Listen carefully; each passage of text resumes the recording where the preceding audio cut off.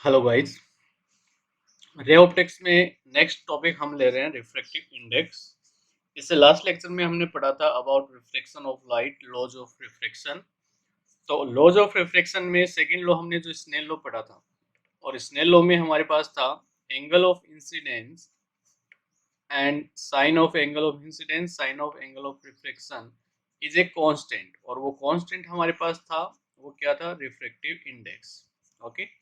अब यहाँ पे हम डिटेल में रिफ्रैक्टिव इंडेक्स के लिए पढ़ेंगे। रिफ्रैक्टिव इंडेक्स होता क्या है, किन फैक्टर्स पे डिपेंड करता है, और मीडियम के कारण रिफ्रैक्टिव इंडेक्स की वैल्यू किस तरह से चेंज होती है। तो यहाँ पर सिंपली हम रिफ्रैक्टिव इंडेक्स को डिफाइन करने से पहले एक पॉइंट लेते हैं, और एक होता है हमारे पास एब्सोल्यूट रिफ्रैक्टिव इंडेक्स। शॉर्ट में लिख देता हूँ एब्सोल्यूट रिफ्रैक्टिव इंडेक्स। देखिए, एब्सोल्यूट रिफ्रैक्टिव इंडेक्स है वो सिंपल एक रेशियो है स्पीड ऑफ लाइट का और स्पीड ऑफ लाइट का इन मीडियम में। इसको देखो हम रिप्रेजेंट करें ratio of speed of light in air to speed of light in medium. देखो, रिफ्रैक्टिव इंडेक्स सिंपली हमें एक स्पीड ऑफ लाइट के रेशियो को रिप्रेजेंट करेगा। अब एब्सोल्यूट, एक एब्सोल्यूट है और एक हमारे पास रिलेटिव। एब्सोल्यूट रिफ्रैक्टिव इंडेक्स क्या है? Ratio of speed of light in air to speed of light in medium, जिसको हम रिप्रेजेंट करते हैं एन एम से, या इसको हम कई जगह म्यू एम से भी रिप्रेजेंट कर सकते हैं। Okay. Speed of light in air divide by speed of light in medium.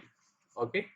तो मीडियम में स्पीड ऑफ लाइट अगर हम v लें, और speed of light in air, air में स्पीड ऑफ लाइट अपनी c होती है और ये हमारे पास v। ओके। और c की जो वैल्यू होती है वो अप्रोक्सीमेट कितनी होती है? 3 × 10⁸ मीटर पर सेकेंड। तो रिफ्रैक्टिव इंडेक्स है वो रेशियो रिप्रेजेंट कर रहा है किसका? स्पीड ऑफ लाइट का, एक मीडियम टू अनदर मीडियम। तो अगर हमारे पास एक मीडियम है एयर और उसके साथ अदर मीडियम वो कुछ भी हो सकता है, वाटर है, ग्लास है, केरोसिन है, ऑयल है, डायमंड है, कुछ भी हो सकता है। तो ये हमारे पास है एब्सोल्यूट रिफ्रैक्टिव इंडेक्स। अब देखो, अगर हमारे पास एक मीडियम एयर ना होकर कुछ और हो, एक मीडियम तो हमारे पास है, ग्लास हो सकता है, वाटर हो सकता है, लेकिन दूसरा जो मीडियम एयर जो है उसकी जगह कोई अदर मीडियम हो, तब उस कंडीशन में रिफ्रैक्टिव इंडेक्स को हम रिप्रेजेंट करते हैं रिलेटिव रिफ्रैक्टिव इंडेक्स। तो रिलेटिव रिफ्रैक्टिव इंडेक्स जो है उसको हम मैथमेटिकली निकाल लें और उसको हम डिफाइन करें। तो देखें कि हमारे पास दो मीडियम मान लेते हैं। एक मीडियम 1 जिसमें वेलोसिटी या स्पीड ऑफ लाइट v1 है, एक मीडियम हमारे पास 2 जिसमें वेलोसिटी v2 है। अगर मैं यहाँ पे लिखता हूँ v1 is greater than v2, तो इसका मतलब साफ न, इसका क्या मतलब है? अगर वेलोसिटी v1 ज़्यादा तो मीडियम 1 है वो रेयर मीडियम है, और v2 अगर वैल्यू कम है तो ये कौन सा मीडियम होगा हमारे पास? डेंसर होगा। ओके। तो यहाँ पर रे ऑफ लाइट इंसिडेंट हुई और इंसिडेंट होकर रेयर टू डेंसर में जा रही है, तो ये क्या हो जाएगी? नॉर्मल की तरफ बेंड हो जाएगी। तो एंगल ऑफ इंसिडेंस और ये एंगल ऑफ रिफ्लेक्शन। ओके। अब देखो, यहाँ पर रिफ्रैक्टिव इंडेक्स को अगर हम रिप्रेजेंट करें तो मैं यहाँ पे क्या लिखता हूँ?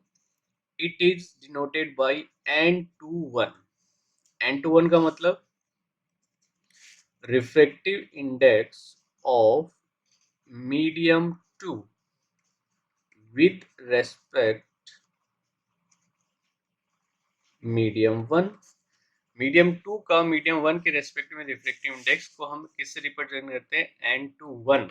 और n21 का मतलब, यहाँ से देखो हम राइट टू लेफ्ट चलेंगे, इसको याद रखने के लिए। राइट टू लेफ्ट का मतलब रे of light goes from medium 1 to medium 2। तो यही हो रहा है, मीडियम 1 से मीडियम 2 में जा रही है रे ऑफ लाइट। तो तो n/1 का मतलब 1 से कहाँ पे जा रही है, 2 में, और n/1 का मतलब 2 का रिफ्रैक्टिव इंडेक्स है वो किसके रिस्पेक्ट में, मीडियम 1 के रिस्पेक्ट में। ओके, अब देखो इसको हम फॉर्मलाइज करते हैं, तो फॉर्मलाइज करने पर इस एब्सोल्यूट रिफ्रैक्टिव इंडेक्स से अगर हम देखें तो एब्सोल्यूट रिफ्रैक्टिव इंडेक्स क्या है, speed of light in air और speed of light in medium. तो यहाँ पर 2 के लिए जो हमारे पास मीडियम है डेंसर, तो इसको हम फॉर्मलाइज करें तो क्या जाएगा हमारे पास,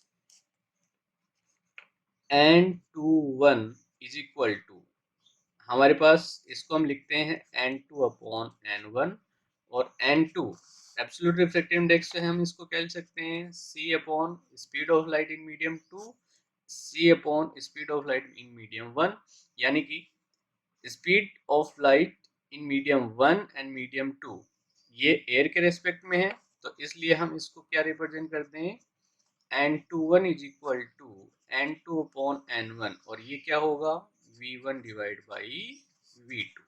क्लियर है?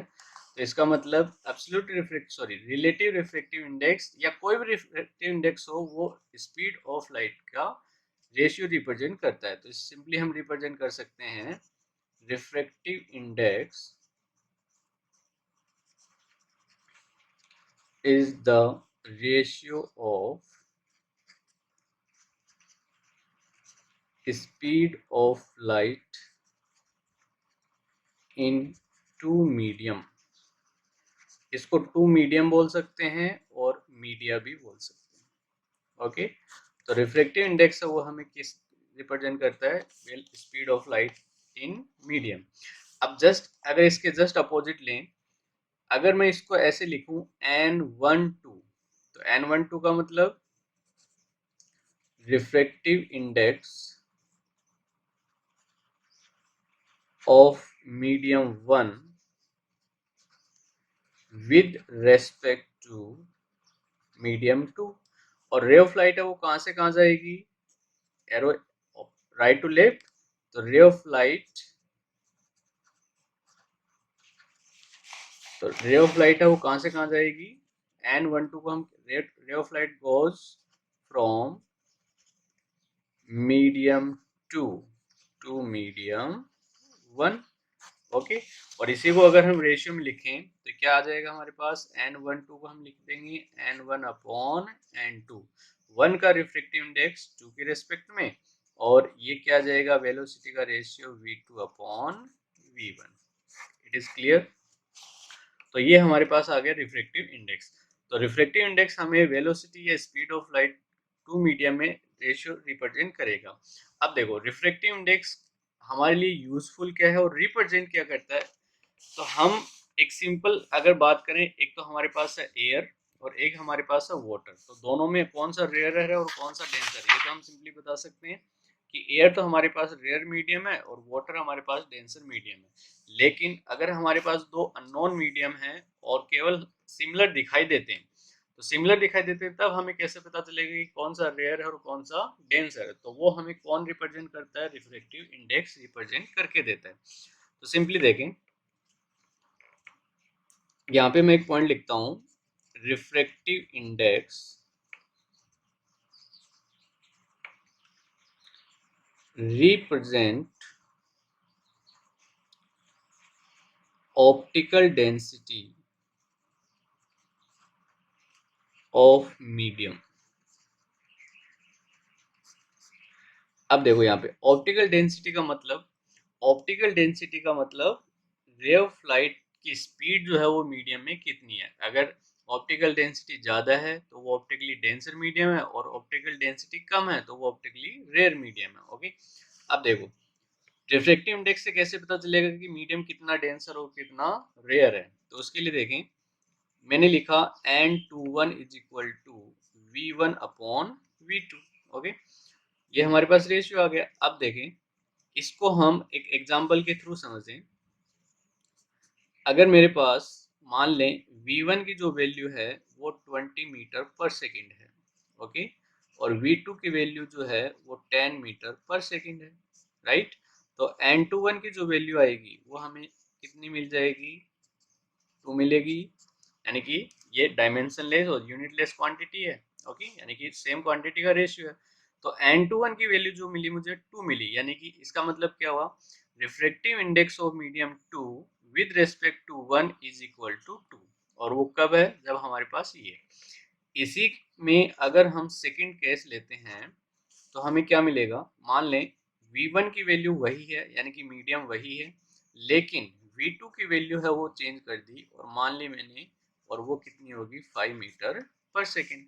ओके, तो N21 की वैल्यू क्या आ जाएगी हमारे पास, N21 हमें कितना मिल जाएगा 20 डिवाइड बाई 5, और ये आ गया हमारे पास 4। ओके, अब देखो फर्स्ट केस और सेकंड केस दोनों की अगर हम बात करें तो इन दोनों में फर्स्ट मीडियम वो तो सेम है, लेकिन मीडियम 2 इन दोनों केस में अगर हम बात करें तो मीडियम 2 यहाँ पर स्पीड ऑफ लाइट है वो 10 है, और यहाँ पर स्पीड ऑफ लाइट 5 है। तो डेंसर मीडियम में स्पीड वो कम होती है और रेयर में ज़्यादा होती है, तो इसका मतलब यहाँ पर ये जो मीडियम है वो इसके कंपैरिजन में क्या है, डेंसर है। और डेंसर मीडियम के लिए हमारे पास रिफ्रैक्टिव इंडेक्स कितना आ रहा है 4, और रेयर मीडियम के लिए रिफ्रैक्टिव इंडेक्स कितना आ रहा है 2। तो इसका मतलब रिफ्रैक्टिव इंडेक्स डेंसर मीडियम के लिए वैल्यू हाई रखेगा और रेयर मीडियम के लिए वैल्यू लो रखेगा। तो इसका मतलब क्या हुआ, फॉर डेंसर मीडियम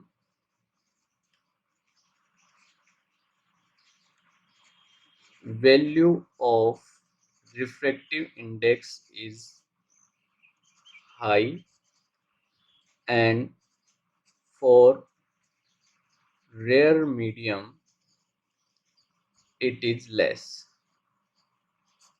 क्लियर। तो सिंपली एक एग्जांपल भी ले सकते हैं इन वैल्यूज का।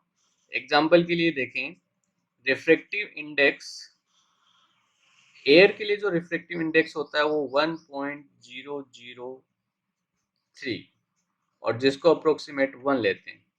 वैक्यूम हो तो वैक्यूम के लिए इसकी वैल्यू 1 होती है।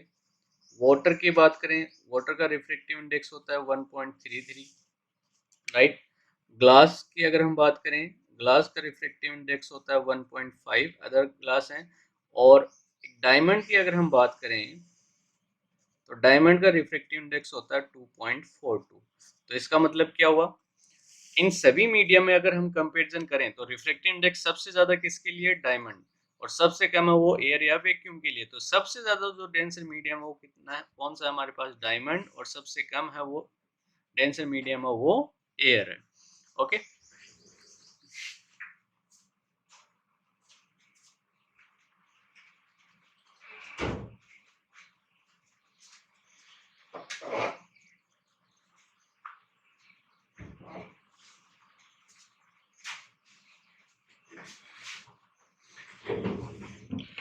तो सिंपली एक क्वेश्चन पूछा जाए, if refractive index of diamond is 2.42, what is the mean of this statement. तो इस स्टेटमेंट का मतलब diamond is more denser to air. अगर हमारे पास ओनली एक ही मीडियम है तो दूसरा मीडियम है वो ऑटोमेटिकली कौन सा हो जाएगा, एयर हो जाएगा। अगर आपको कहा जाए कि वाटर का रिफ्रैक्टिव इंडेक्स 1.33 है तो वो किसके रेस्पेक्ट में है, वो एयर के रेस्पेक्ट में।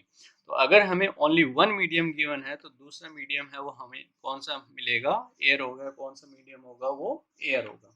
ओके, तो इसका मतलब रिफ्रैक्टिव इंडेक्स हाई है तो मीडियम डेंसर होगा, और रिफ्रैक्टिव इंडेक्स अगर लेस है, कम है, तो वो मीडियम कैसा होगा, रेयर होगा। ओके, अब देखो रिफ्रैक्टिव इंडेक्स से हम ये प्रूव कर सकते हैं कि हमारे पास रे ऑफ लाइट रेयर से डेंसर में जा रही है और डेंसर टू रेयर आ रही है, तो वो नॉर्मल की तरफ बेंड होती है, अवे बेंड होती है। और अगर वो परपेंडिकुलर इंसिडेंट हो रही है तो वो डायरेक्ट सीधी निकलती है विदाउट रिफ्लेक्शन। ये हम प्रूव करते हैं। ओके, देखिए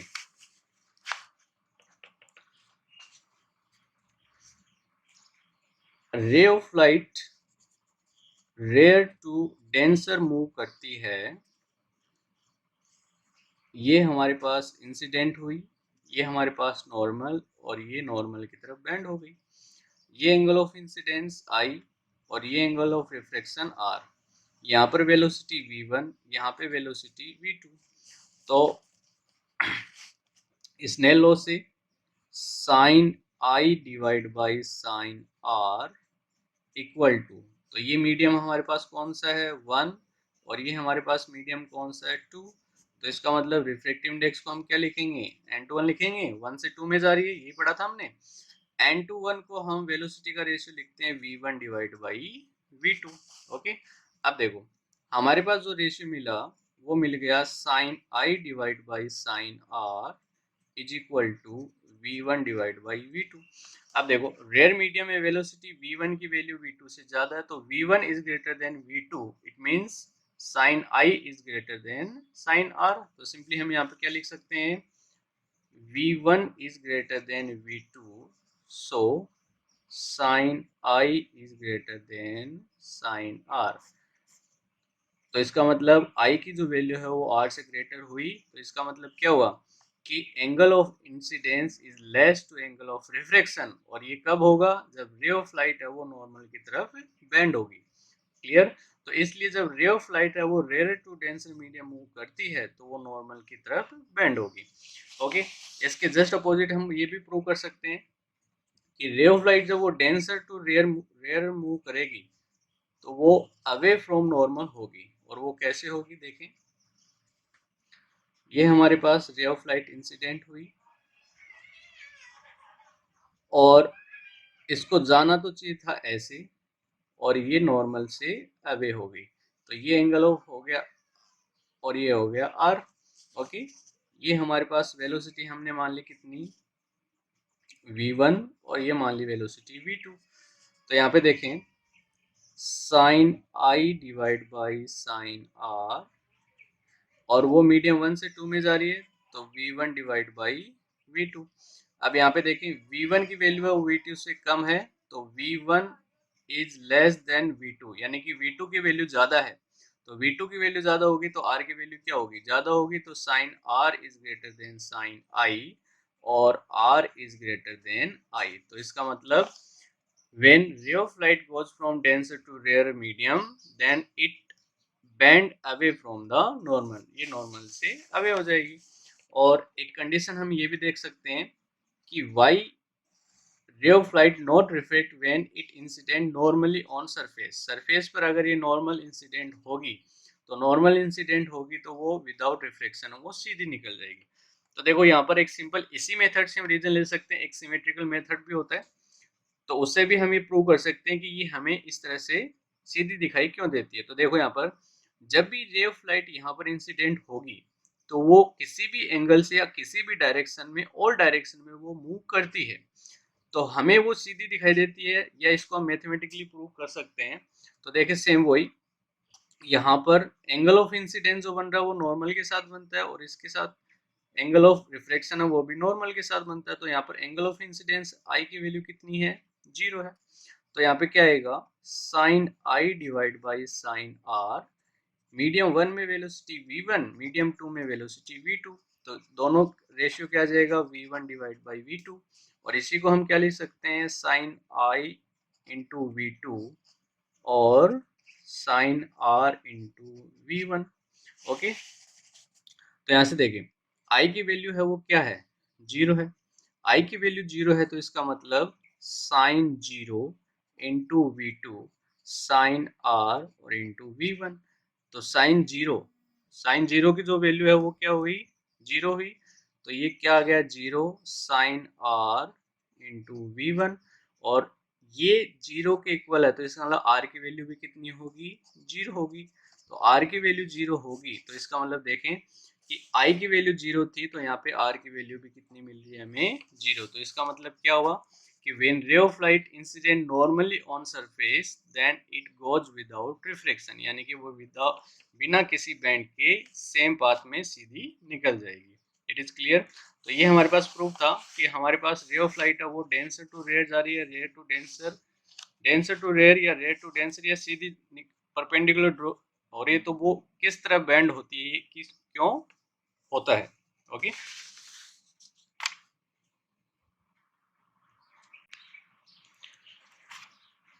अब रिफ्रैक्टिव इंडेक्स को वेवलेंथ की फॉर्म में भी हम रिप्रेजेंट कर सकते हैं। ओके, तो देखो वेवलेंथ के साथ रिफ्रैक्टिव इंडेक्स का रिलेशन हम निकालें, सेम वही डायग्राम हम लें, ये हमारे पास रेयर मीडियम हुआ और ये हमारे पास डेंसर मीडियम हुआ। इसका रिफ्रैक्टिव इंडेक्स मान लिया हमने n1 और इसका रिफ्रैक्टिव मान लिया हमने n2, वेलोसिटी मान ली v1 और वेलोसिटी मान ली v2। अब सिंपल सी बात है, रे ऑफ लाइट इंसिडेंट हुई, नॉर्मल की तरफ बेंड हो जाएगी रिफ्लेक्टेड रे, ये एंगल I और ये एंगल R। तो यहाँ पे देखो एक चीज और हम देखें, जब ray of light rare to denser medium move करेगी तो angle I is greater than angle R, angle n2 is greater than n1 and v1 is greater than v2। First thing. Second देखें, अगर हम वेलोसिटी का ratio लेते हैं वो भी हमें क्या मिल जाएगा, sine I divide by sine R, और ये हमारे पास है n2 अपॉन n1 और v1 अपॉन v2। अब n2 is greater then n1 and v1 is greater than v2, तो इसका इन दोनों का जो रेशियो आएगा वो हमें क्या मिलेगा, ग्रेटर देन 1 मिलेगा। तो कॉन्सेप्चुअली क्वेश्चन जब हमसे पूछा जाए कि if velocity ratio is greater than 1 then in which direction या in which medium ray of light move, तो ray of light move from rare to denser medium. और इसके जस्ट अपोजिट अगर हम देखें, रे ऑफ लाइट है वो डेंसर टू रेयर मीडियम में मूव कर रही है तो अवे फ्रॉम नॉर्मल बेंड हो जाएगी। तो उस कंडीशन में एंगल I, तो यहाँ पे देखें sine I divide by sine R, और ये मान लिया n1 अपॉन n2, तो सेम वही n2 अपॉन n1, ओके, और v1 डिवाइड बाई v2। तो ये हमारे पास कौन सा मीडियम है, डेंसर मीडियम, और ये अब की बार कौन सा मीडियम है, रेयर मीडियम। तो यहाँ पे देखें ये वेलोसिटी v1 और ये वेलोसिटी v2, तो v1 is less than v2, तो इसका मतलब n1 is less than n2, okay sorry v1 is less than v2 और n2 is less than n1, तो इसका मतलब यहाँ पर v1 और v2 दोनों का जो रेशियो आएगा वो लेस देन 1 आ जाएगा, राइट। लेकिन अगर आपको ये कहा जाए हमारे पास दोनों मीडियम हैं वो इक्वल हैं, यानी कि n1 is equal to n2, तो इसका मतलब क्या होगा, sine I divide by sine R is equal to n2 upon n1, और ये दोनों इक्वल हैं, तो दोनों इक्वल हैं तो दोनों का रेशियो क्या आएगा, हमें क्या मिलेगा, 1 मिलेगा। और दोनों का रेशियो 1 है तो इसका मतलब sine I equal to sine R और I इक्वल टू R। तो बताओ इस कंडीशन में रे ऑफ लाइट है वो किधर जाएगी, तो एक कंडीशन है जिसमें एंगल I और एंगल R है वो रिफ्लेक्शन में इक्वल होते हैं, और वो कब होता है, जब रे ऑफ लाइट है वो नॉर्मली इस पर इंसिडेंट होती है। तो एंगल I इक्वल टू 0 और angle R equal to 0, okay. तो इसका मतलब यहाँ पर हमें ये एकदम स्ट्रेट रे ऑफ लाइट हमें मूव करती हुई दिखाई देगी। अब रिफ्रैक्टिव इंडेक्स को वेवलेंथ की फॉर्म में भी हम रिप्रेजेंट कर सकते हैं। देखो refractive index in the form of wavelength, wavelength की फॉर्म में क्या जाएगा, n2 डिवाइड बाई n1, और ये रेशियो हमने पढ़ा v1 अपॉन v2। तो सिंपली हमें बस इतना ही करना है कि वेलोसिटी को वेवलेंथ की फॉर्म में रिप्रेजेंट करना है। तो वेवलेंथ वेलोसिटी का रिलेशन पढ़ा हमने, वेवलेंथ इनटू फ्रीक्वेंसी, ये पढ़ा ना। तो इसका मतलब n2 divide by n1 v1 divide by v2, तो इसको हम सकते हैं लैम्डा 1 इंटू एफ और लैम्डा 2 इंटू एफ। फ्रिक्वेंसी और रिफ्रैक्शन में कांस्टेंट होती है, ये हमने लास्ट वीडियो में पढ़ा था। तो इसका मतलब n2 अपॉन n1 इक्वल क्या जाएगा, लैम्डा 1 डिवाइड बाई लैम्डा 2। तो ये किसका रेशियो आ जाएगा, रिफ्रैक्टिव इंडेक्स का, राइट।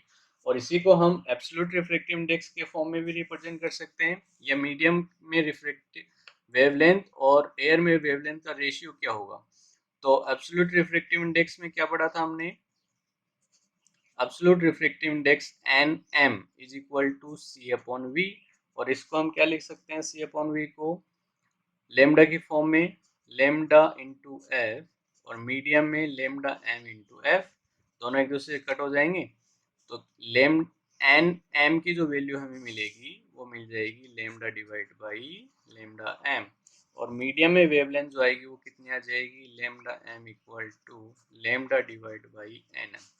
तो यानी कि डेंसर मीडियम में रिफ्रैक्टिव इंडेक्स की वैल्यू सॉरी डेंसर मीडियम में रिफ्रैक्टिव इंडेक्स ज़्यादा होगा, और ज़्यादा होगा तो वेवलेंथ की वैल्यू हमें कम मिलेगी। क्लियर? तो ये हमारे पास था रिफ्रैक्टिव इंडेक्स।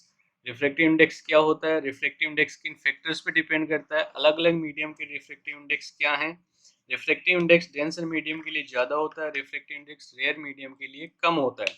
और ये हमने यहाँ पे इस वीडियो में प्रूव किया कि रिफ्रैक्टिव इंडेक्स के कारण हमारे पास रे ऑफ लाइट है वो अपने एक्चुअल पाथ से बेंड होती है। रेयर टू डेंसर जाएगी तो वो टुवर्ड्स टू नॉर्मल बेंड होती है, अगर वो डेंसर टू रेयर जाती है तो वो अवे फ्रॉम नॉर्मल होती है, और अगर वो परपेंडिकुलर इंसिडेंट होती है तो विदाउट रिफ्लेक्शन वो सीधी निकल जाती है।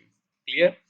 तो नेक्स्ट लेक्चर में हम ये पढ़ेंगे कि प्रिंसिपल ऑफ रिवर्सिबिलिटी क्या होता है, और अगर हमारे पास टू और मोर मीडियम हमारे पास हैं तो उनकी रिफ्रैक्टिव इंडेक्स का प्रोडक्ट जो है वो हमें कितना मिलेगा। Okay, thank you.